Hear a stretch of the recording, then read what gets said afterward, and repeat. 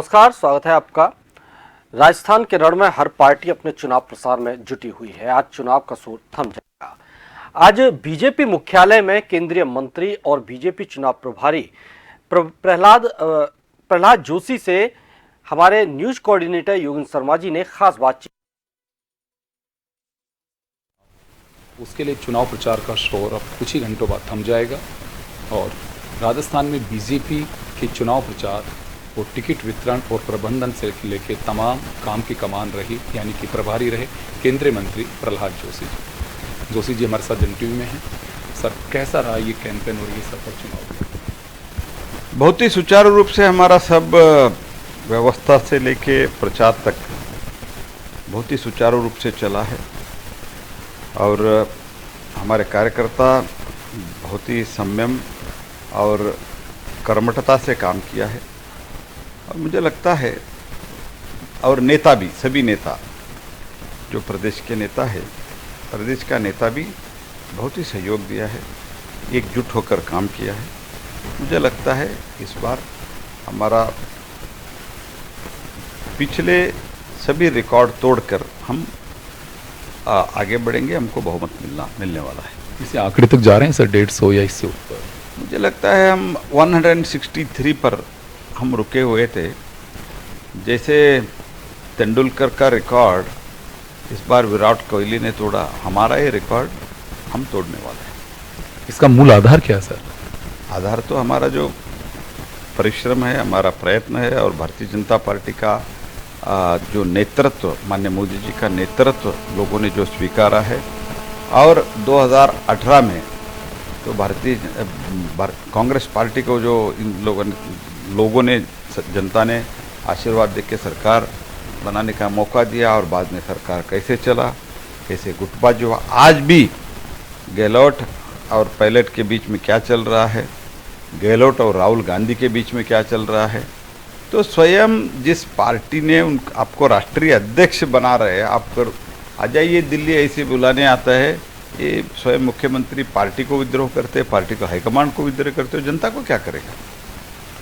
तो इसलिए जनता, भारतीय जनता पार्टी के ऊपर विश्वास आ गया है और पार्टी को आशीर्वाद देने का मन बना लिया है। हर बार बीजेपी का चेहरा होता है राजस्थान में, कोई इनका इस बार चेहरा नहीं रहा। चेहरा तो एक स्ट्रेटजी का पार्ट है, कई हम चेहरा घोषणा करते, चेहरा हम कई घोषणा नहीं करते। लेकिन मेरा सवाल कांग्रेस पार्टी को आपके माध्यम से, कांग्रेस पार्टी का सिटिंग मुख्यमंत्री है, हाल ही में वर्तमान में मुख्यमंत्री है, आपने कांग्रेस पार्टी क्यों चेहरा घोषणा नहीं किया है? आपका चेहरा कौन सा है? आपने गहलोत के बारे में कुछ नहीं कहा है। तो हमारे तो स्ट्रेटजी है, हमने कई बार घोषणा भी की है, कई बार नहीं घोषणा की है। कांग्रेस पार्टी का सिटिंग होते ही क्यों नहीं है मुख्यमंत्री का चेहरा? सर, आपने दावा किया है कि 163 एंड अबव, तो विधायक दल में से कोई मुख्यमंत्री होगा या इन विधायकों से बाहर भी कोई मुख्यमंत्री हो सकता है? तो प्रश्न विधायक के दल के बाहर होगा और अंदर का होगा, ये तो बाद में ही डिसाइड होगा, तो चुनाव के रिजल्ट के बाद ही निर्णय होगा। लेकिन भारतीय जनता पार्टी सभी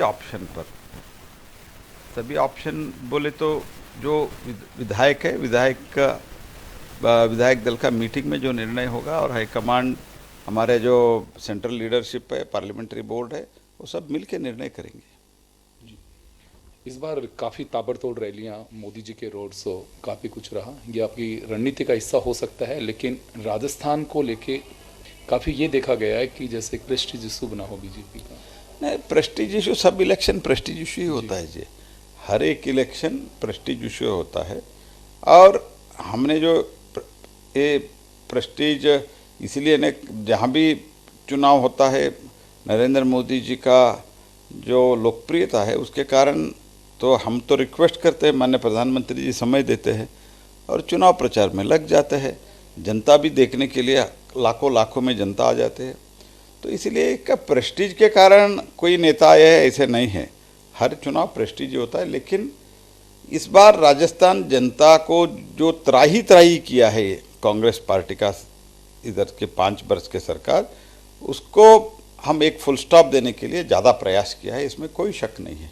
कांग्रेस सर लगातार यह बात कह रही है, इनके सेंट्रल लीडर्स भी, ईडी, सीबीआई और आईटी फ्रंटल ऑर्गेनाइजेशन बन गए बीजेपी के, और ईडी को जिन राज्यों में चुनाव होता है वहाँ ज़्यादा यूज किया जाता है। नहीं, जहाँ चुनाव होता है उधर ज़्यादा ये कैश का ट्रांजैक्शन, कैश का ट्रांसफ़र, मनी लॉन्ड्रिंग होता है। तो जहाँ मनी लॉन्ड्रिंग होता है ईडी सीबीआई तो पहुँचता, उनका काम है। तो ईडी तो कांग्रेस पार्टी के समय ही ईडी का रचना हुआ है। तो इसलिए ईडी जहाँ कैश ट्रांजैक्शन होता है जहाँ ईडी आता है। लेकिन अगर आप कुछ गलत काम नहीं किया है तो मैं कांग्रेस पार्टी से एक प्रश्न पूछना चाहता हूँ। कोई भी व्यक्ति अभी तक जो ईडी कार्रवाई कर रहे हैं उसके ऊपर कोर्ट क्यों नहीं गए? और कोर्ट में आप बता सकते थे ये ईडी हमारा खिलाफ फर्जी केसेस लगाए हैं, क्यों नहीं किए आपने? तो इसका अर्थ है कि आपके पास कोर्ट जाने का, आपके पास नैतिक अधिकार आपने खो बैठे हैं। तो कोर्ट को जाने के लिए हर एक व्यक्ति को अधिकार है इस देश में, और हमारा जुडिशरी फुल्ली इंडिपेंडेंट है, क्यों नहीं गए हैं? तो इसका अर्थ ये है कि आपने गलत काम की है। और जैसे महादेव आपका छत्तीसगढ़ में आया, ये तो जिन्होंने पैसा दिया है उन्होंने स्वीकारा है मैंने दिया है, और पब्लिक में बोल रहे हैं तो ये तो हमने दिया है। तो ये सब के बावजूद भी ईडी क्यों आता है, ईडी क्यों आता है, ऐसे पूछने से क्या होगा? सर, एक लाल डायरी की बहुत चर्चा है। लाल डायरी को लेकर के मुख्यमंत्री अशोक गहलोत ये ने आरोप लगाया है कि गृह मंत्रालय में बैठकर इसकी साजिश रची गई। अभी प्रेस कॉन्फ्रेंस हुआ। गृह मंत्रालय तो मुख्यमंत्री के अंडर ही आता है। केंद्र गृह मंत्रालय तो आपका तो मंत्री, तो ये लाल डायरी बाहर कौन पहले लाल डायरी के कंटेंट के बारे में, लाल डायरी में जो लिखा है उसके बारे में एक बार भी मुख्यमंत्री ने कुछ बात नहीं की है। लाल डायरी आपके मंत्री बाहर लाया, वो भी कहाँ लाया? विधानसभा में लाया। अभी तक विधानसभा रिकॉर्ड में उन्होंने जो कुछ भी कहा है ऐसे ही रिकॉर्ड पर है। आप कैसे कह सकते हैं कि इधर हुआ उधर हुआ? अब उसमें जो कंटेंट है, आरोप है, वो उसके बारे में आप कुछ नहीं कह रहे। और जो धर्मेंद्र राठौड़ जो लाल डायरी को लिखा है तो उन्होंने स्वीकारा है मैंने ही लिखा हूँ, उसके बारे में भी गहलोत जी का कुछ रिएक्शन नहीं है। फिर 200 विधानसभा सीट पर एक भी मुस्लिम को टिकट नहीं दिया गया, ये किस तरह से रणनीति है? रणनीति नहीं है। देखिए, तो एक तो अल्पसंख्यक बोले तो सिर्फ मुस्लिम नहीं, हमने सिख को दिया है, जैन को दिया है, ये भी अल्पसंख्यक है। This is number 1। नंबर 2, तो मुस्लिम, जब हमारा इशू एक ही है कि winnability is the first priority, तो आज के दिन में मुस्लिम भारतीय जनता पार्टी से खड़ा करके जीतने का उनको भी स्थिति नहीं है, और जिताने का स्थिति हमारे भी नहीं है। तो इसलिए हमने टिकट नहीं दिया। अदरवाइज हम सिर्फ कास्ट के कारण उनको टिकट डिनाई किया, ये बिल्कुल गलत है। विनेबिलिटी नहीं है इसलिए नहीं दिया है। जी सर, पिछली दफ़ा चुनाव लड़े बागी, उनको अपनी पार्टी ज्वाइन कराई और उसके बाद में उनको टिकट भी दे दिया। इस बार कुछ लोगों का यह मानना है कि अपनी ताकत दिखाइए, पार्टी वापस ले लेगी, इस वजह से बगावत ज़्यादा हो रही है।